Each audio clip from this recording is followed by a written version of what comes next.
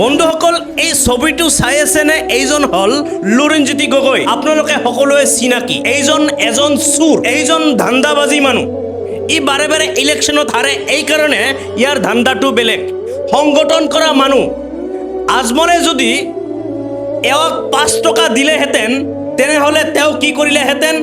2 টকা মানুহক দি 3 টকা পকেটত ভৰালেহেঁতেন। ই ধান্দাবাজি থকা মানুহ। বন্ধুসকল এইবোৰ কথা মোৰ কথা নহয়। এজনী অসমীয়া মহিলাই লুৰিণজ্যোতি গগৈক উভতি ধৰিছে।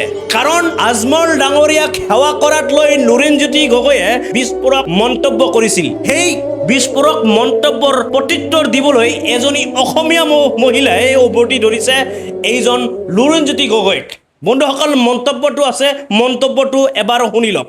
আপোনালোকে চুৰটোৰ কথা শুনক। এটা চুৰ হয় আচলতে। ইয়াৰ কথা শুনক, মই কেলে চুৰ বুলি কৈছোঁ, তাৰ পাছত আপোনালোকক মই ধুনীয়াকৈ বুজাই যাম আৰু ইয়াকো ধুনীয়াকৈ মজা জাৰি যাম। প্ৰথমতে আপোনালোকে ভিডিঅ'টো চাওক। বাধ্য কৰোৱা হৈছে শেষ মুহূৰ্তত, সৰহভাগে ভৰিত ধৰা নাই, কিন্তু তো আঁঠুকাৰি আহিবলৈ বাধ্য কৰোৱা হৈছে কিছুমানে ষড়যন্ত্ৰমূলকভাৱে। ভিডিঅ'টো ভালকৈ চাই পিনে কথা ক'ব। বহুতে কিবা কিবি কৈ আছে, মোলৈও মেছেজ কৰিছে যে এইটো কৰিলে বিজেপিয়ে পলিটিকেল এডভান্টেজ পাব। মই কৈছোঁ এইটো ইয়াৰ লগত ৰাজনীতিৰ কোনো কথাই নাই।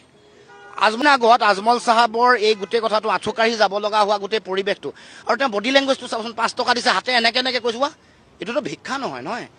আৰু এইটো কথা মনত ৰাখিব লাগিব, কোনোবা মানুহ ধনী হৈছে অসমৰ এই ভূখণ্ডতে অসমৰ সম্পদ ব্যৱহাৰ কৰি ধনী হৈছে, বেছি পইচা দিব লাগিব, খোলাখুলি কথা।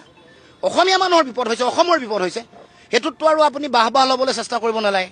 আচলতে কথাটো এইটোৱে আছিলে যে আজমল ডাঙৰীয়াই যে টকাখিনি আহি নিজে বিলালেহি, তাতকে আজমল ডাঙৰীয়াই ইহঁতৰ হাতত দি দিব লাগিছিলে। তেতিয়া ইহঁতৰ হাতত টকাকেইটা দিলে, ইহঁতি আধাটো পকেটত ভৰালে, আধাটো ৰাইজক দিব পাৰিলেহেঁতেন, হয়নে নহয়? ৰাইজ সিহঁতৰ মানে প্ৰথম সিহঁতৰ কথাটো সেইটোৱে আছিলে। সংগঠন কৰা মানুহটো আপোনালোকে পকেটত দিয়া হ'লে থাকে, কেইটামান পকেটত ভৰালে, 5%, 3% ভৰালে আৰু 2% বিলাব পাৰিলেহেঁতেন, নহয় জানো? মানুহ মানে চিধা মানুহ। বন্ধুসকল আপোনালোকে দুজনেৰ মন্তব্য শুনিলে, আপোনাৰ মতামত কি? একচুৱেলি কোন সঠিক? মহিলাগৰাকী সঠিক নে লুৰিণজ্যোতি গগৈ সঠিক? আপোনালোকে কমেণ্ট যোগে আপোনাৰ মতামতটো জনাব আৰু যিমান পাৰে ভিডিঅ'টো শ্বেয়াৰ কৰিব। জয় অসম।